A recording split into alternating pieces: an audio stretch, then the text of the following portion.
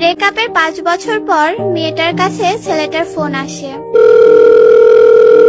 Hello, কে বলছেন? জানতাম তুমি আমাকে চিনতে পারবে না। কে আপনি? তোমার সেই পাগল যে তোমাকে পাগলের মতো ভালোবাসতো। ও আপনি তো ফোন দিছেন কেন?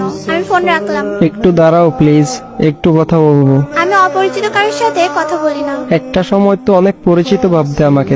কালকে তোমার বিয়ে, তাই না? শুনেছেন যখন, তাহলে আবার বলছেন কেন? তোমার মুখ থেকে শুনতে চাই। ঠিকই শুনছেন, কালকে আমার বিয়ে। কি বলবেন বলেন। তোমার সাথে যেদিন শেষ কথা হয় সেদিন একটা কথা বলেছিলাম, মনে আছে? কি কথা? এটাও মনে নেই? বলেছিলাম যেদিন তোমার বিয়ে হবে সেদিন এই দুনিয়া থেকে হারিয়ে যাব। শুধু শুধু পাগলামি করবেন না। সত্যি আমার কপালটা একবারেই খারাপ। ভেবেছিলাম আমার মুখে কথা শুনে বলবে তুমি কি ভেবেছো, তুমি মরে গেলে আমি বেঁচে থাকবো, কিন্তু ভুল ভেবেছিলাম। তুমি তো আমাকে ভালোই বাসনি কোনোদিন। জানো, আমি একবারে একা হয়ে গেছি, বাসা থেকে চলে এসেছি।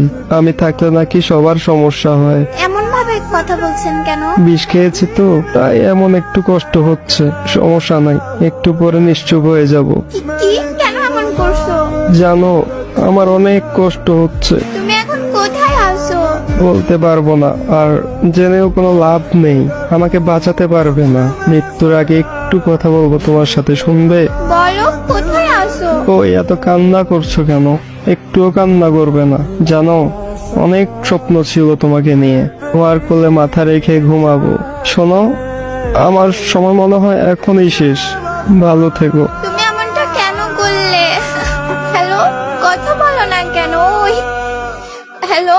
मैंने तेरा नाम दिल रख दिया।